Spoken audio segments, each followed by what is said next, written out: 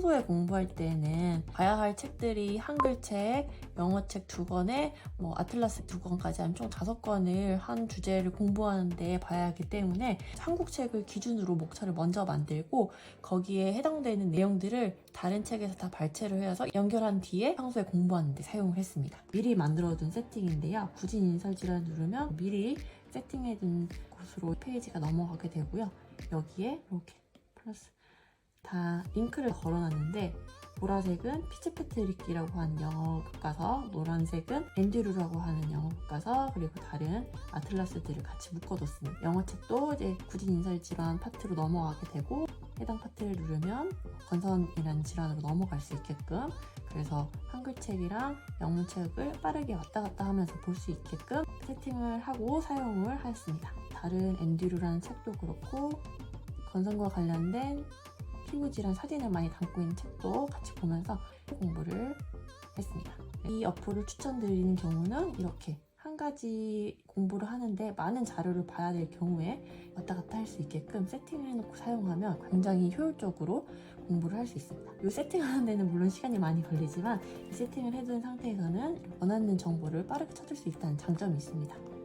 문서들을 여러 개를 볼 수가 있기 때문에 여기서 멀티 다큐먼트 스플릿 뷰로 2개를 선택을 하게 되면 이렇게 화면이 2개가 켜지게 되는데 한쪽은 피부과학 책, 오른쪽은 영어책, 이런 식으로 해서 같은 파트를 이렇게 비교하면서 공부할 수 있다는 장점이 있습니다.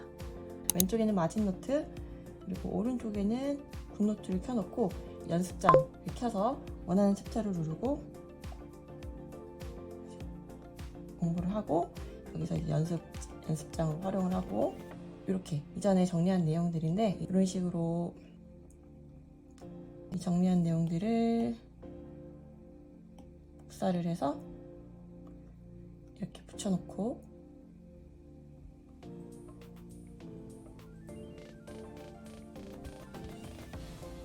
선택해서 마진노트에 넣게 됩니다.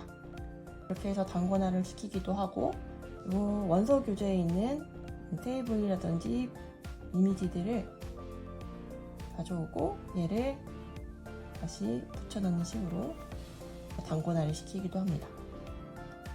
이미지가 바로 이동은 안 돼서 굿노트를 통해서 단권화를 시키고 있습니다. 공부 방법은 되게 무궁무진할 수 있는데 제가 지금 시험 공부를 하면서 활용하고 있는 방법을 소개해 드리도록 하겠습니다. 미리 이런 식으로 해서 템플릿을 만들어 놨는데 이 템플릿은 한글 피부과학 책과 영문책을 연결을 해둔 책입니다. 저희 시험범위에 나오는 피부과학 책과 피츠패트릭, 앤드류 이 3가지를 엮어두었습니다. 만들어둔 마인드맵에 요즘에는 이런 식으로 정리를 하고 있는데 교수님들께서 시험 전에 어떤 형태로 시험이 출제되는지 강의를 해주시는데 그때 나왔던 문제들을 정리를 하고 이 문제를 풀면서 찾은 해당 부위를 마인드맵으로 넣어주고 평소에 정리를 할 때 강조됐던 부분이나 답이 됐던 부분들은 형광펜으로 표시를 해주고 단권화된 한글책을 읽으면서도 영어책 파트를 놓치지 않도록 이렇게 표기를 따로 해줍니다.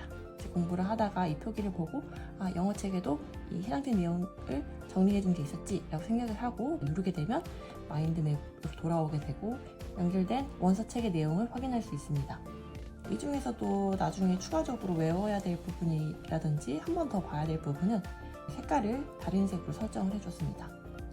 이런 식으로 색깔을 설정할 수 있는데 이 박스의 색깔을 다른 색으로 이렇게 설정을 해주면 나중에 여기 옆부분을 내가 마인드맵에서 만들었던 박스들을 다 확인을 할 수가 있고 이 중에서도 색깔별로 솔팅을 해서 다시 한번 확인할 수 있는 부분이 있습니다. 추후에 외우려고 했던 부분으로 바로바로 넘어가게 됩니다. 이런 식으로 이 노트가 핸드폰에서도 동일하게 확인을 할 수 있는 어플이기 때문에 핸드폰에서 이 페이지를 켜두고 버스 안에서 짧은 시간 동안 외운다든지 다시 한번 확인하는 용도로 사용을 하고 있습니다. 만들 때 이 부분에 제목을 만들 수가 있는데 제목을 이 문제에 주된 질문 내용이라든지 담고 있는 내용들을 적어줍니다. 이런 식으로 적어주고 나중에 이쪽 세팅 값에서 타이틀 온리를 눌러주면 제목이 있는 부분은 제목만 보여주게 됩니다.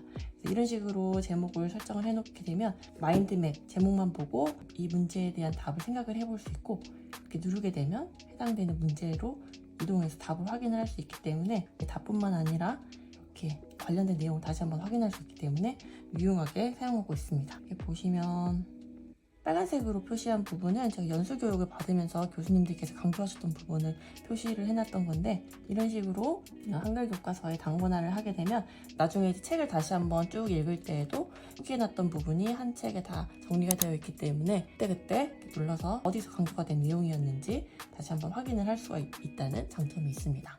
공부하는 데 외에도 논문 쓸 때에도 이 어플을 조금 사용을 했었는데, 논문들을 막상 다운받으면 이 논문들이 어떤 내용을 가지고 있었는지 정리가 잘 안 될 때가 많은데, 이럴 때 이 논문들을 마인드맵으로 만들어 놓으면 나중에 자료를 찾기가 쉽습니다.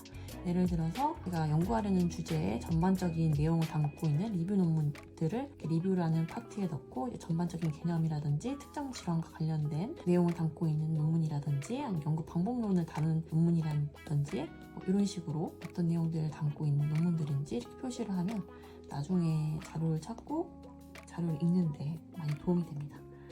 제가 논문을 쓸 때 만들어야 했던 데이터들이 있는데, 다른 논문에서는 어떤 식으로 표현을 하고 있고 어떤 기법들을 사용했는지를 각 논문에서 발췌를 해서 정리를 해놓은 건데요. 표를 어떤 식으로 다른 논문에서는 사용을 했고 어떤 통계 기법을 사용을 했는지 한눈에 정리를 해서 확인을 해볼 수 있기 때문에 나중에 제가 논문을 쓸 때도 큰 도움을 받을 수 있습니다. 컨텐츠로 백신 부작용에 대해서 영상을 만들려고 자료를 찾고 있었는데, 그때 찾았던 자료가 300페이지가 넘는 자료였거든요. 보시면 333페이지인데 영상을 만들 때 필요한 자료들만 이렇게 발췌를 해서 정리를 해두고 다른 PDF를 다 볼 필요가 없이 정리해둔 내용만을 딱 보면 내가 어떤 자료들을 영상 만들 때 사용할지 한눈에 볼 수 있게 됩니다. 여기까지 제가 사용하고 있는 마진노트 3에 대한 설명을 모두 마쳤는데요. 정말 저의 긴 설명을 들으시느라 많이 고생하셨고요.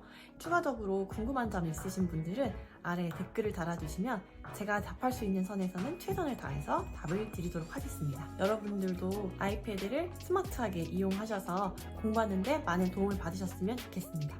그럼 여러분들도 화이팅 하십시오. 화이팅! 안녕! 다 같이 열공해요.